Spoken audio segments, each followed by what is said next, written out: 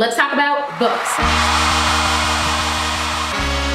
The Year of Yes by Shonda Rhimes. If you have already read this book, please let me know in the comments what you think about it. If you are new to this channel, my name is Andrea Lewis. I am an actress and a filmmaker, and I also like to read. So this is a book review on a book that I think you guys should read too. Before we get things started, don't forget to subscribe if you have not subscribed already. This was a highly requested video. If you requested this video, please hit that like button below. Let's get into it. Shonda Rhimes, very well-known showrunner, writer, creator, black woman in charge, power woman, all of those kind of things.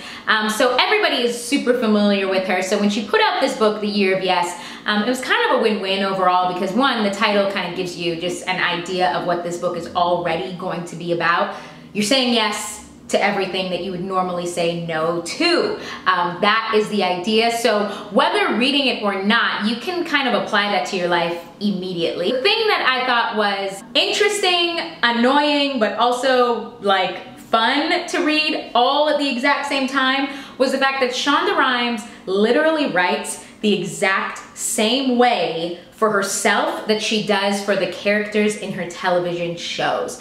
Often this book was full of monologues and rants. So they're mean girling you in the press, they're calling you names that hurt your little soft spots deep inside? Well, so what? Grow the hell up, because that is how it is. Cyrus Bean, I know, doesn't hide in his half-empty closet and wet his pants like a little bitch baby. I won't lie, at first I found them a bit annoying, and I didn't know what to make of it because it just didn't feel any different to me watching an episode of Grey's Anatomy, which I am a fan of Grey's Anatomy. I have watched it now for what feels like a decade, but I wasn't, you know, really ready to see Shonda Rhimes write the exact same way. So it took me a little bit of adjustment. I will not lie. I had to adjust to the fact that Shonda is just gonna go on a rant every chance that she can within this book. Once you kind of get past that part, realize that it also feels like you're talking to a friend. There's a part of her story that I think we can all relate to. Shonda Rhimes, career woman, on top of her stuff, going for it, all of that kind of thing. We all know what that's like, right? Like just goals, goals, goals, goals, goals.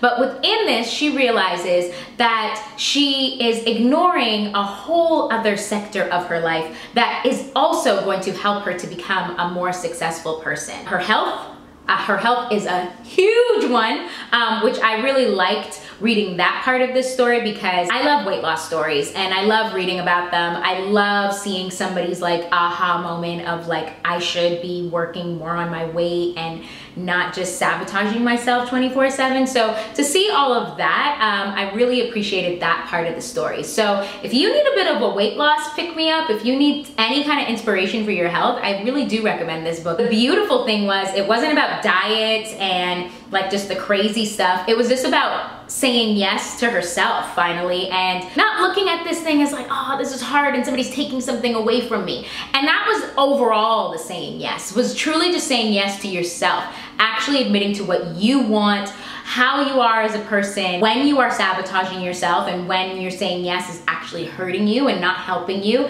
and growth. It was a story about growth. By the very end of the book, I truly loved her last chapter. It felt so beautiful and felt like the end of a Grey's Anatomy episode. It really did. It felt like, here's this ribbon on this crazy episode that I just watched. I think I even got a tear in my eye, like I do sometimes watching Grey's. But other than that, I think it's a very good book. Easy read. I read majority of it on my flight. I had a 5-hour flight from the West Coast to the East Coast. I read majority going and then the majority of it going back. So it was an easy read for me to kind of go through page after page. I did feel motivated to choose myself. Let's talk about Third Girl from the Left by Martha Southgate.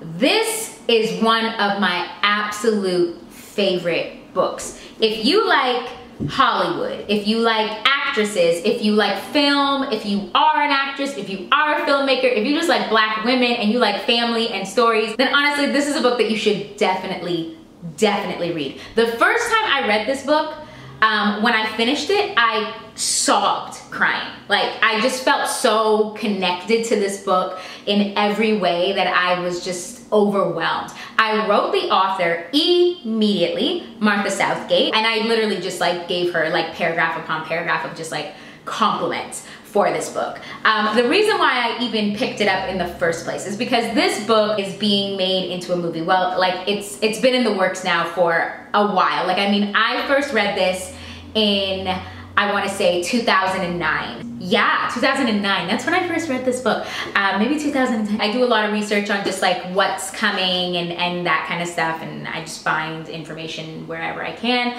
And this was one of those books that I found out that it was going to be made. When I first heard about this story, Kerry Washington was attached to it to be a producer. This is before Scandal, this is before all this stuff, but she's still Kerry Washington, who I love and adore. Like I said, finished this book, write the author, overwhelmed with just so much gratitude for a story like this. And a week later, literally a week later, I'm at a restaurant with my friends in West Hollywood somewhere, and who do you think walks in? Frickin' Kerry Washington. What? After I had just finished this book. I am literally in mid-conversation with my friends, and I, like, as if I see a ghost, I'm like, I have to stop you guys. I get it from the table, I go over to Kerry right away, and all I talk to her about is Third Girl from the Left. That's all that I talk to her about. And she's the same as me. She's like, oh my God, it's such a beautiful book, isn't it amazing? And I was like, yes, what is going on with the project? Like, I must know. And at the time it was like, well, we're still in the works, we're still this, we're still that. So it's been a few years. Sometimes that's how movies come about. But I am gonna say this, I have said this now forever and ever and ever. I'm gonna say this in this video. I must be a part of Third Girl from the Left. Must be a part of it. And I've said this for so long, and it's still like a dream goal for me for so long to be a part of this story. I still believe that it's gonna happen. So anyway, Third Girl from the Left, why you should read it. 3 generations of Black women in one family. From the main part of the story happens within the late 60s, 70s. So it has 3 characters, Mildred, Angela, and Tamara. Mildred is the mother, Angela is the daughter, and pretty much the big chunk of the story. And Tamara is Angela's daughter. Tamara's time is in the 90s in LA and New York, partly LA and New York, which is pretty cool because she ends up being a filmmaker and a director. Angela wants to be an actress during this time of blaxploitation and the 70s, and just, you know, freedom and finding our place and trying to navigate this Hollywood space. This is when she wants to be this actress, and her story is like sex and drugs and Hollywood and just like the ups and downs of really coming to Los Angeles from Tulsa, Oklahoma, that's where she's from, and trying to make it. Her mother is of an older generation, of another time, and doesn't appreciate this journey or the sexualization of Angela and her goals and her wants and just who she is as a woman. It's these 3 women having to find commonalities within each other, though they have a very hard time seeing it for a long time within the story. But the book is done in 3 sections, giving you each their stories. Why I literally love this book is because she throws you into a real world. It's not like made up movies. It's not made up actors. It's real actors.